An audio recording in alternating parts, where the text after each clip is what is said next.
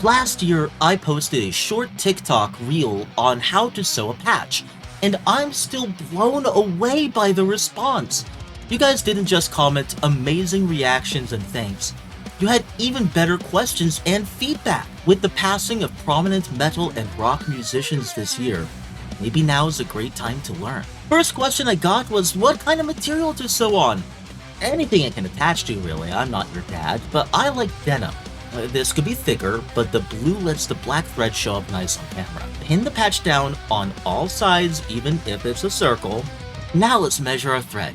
Using my pinky and index finger to make the sign of the horns, I hold down the end of my thread with the pinky, wrap my thread to the index finger, hold that down, and go back again.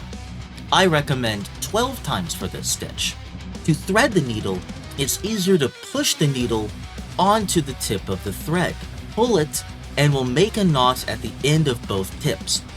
You'll want to make a second or third knot over to be larger. Lift up the edge of the patch, push the needle through the underside by the seam of the patch all the way up until the knot catches. Now for the stitch itself. Move the needle a little bit ahead, push it through the patch at the seam into the denim. You'll now push the needle back up through the denim and patch a little farther ahead. Pull until taut. Now move the needle back to where you had just pushed the needle down and through, instead of where it came up and out. It's the forwardmost part of the stitch behind your excess thread.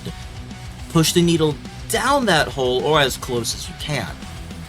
You'll now need to make the next stitch by pushing up through denim and patch ahead of that excess thread, but here the pin's blocking. Let's just get rid of that.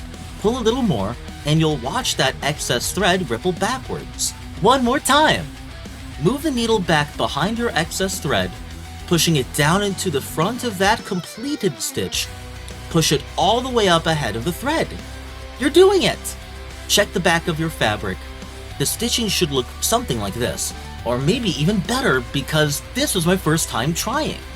After cutting the excess thread away, and tying a knot at the end on the back of the fabric, you're done. And tell me what you think, because I read every comment here, but sometimes I stream my patch sewing on Twitch at Howling Mayhem. See you next time.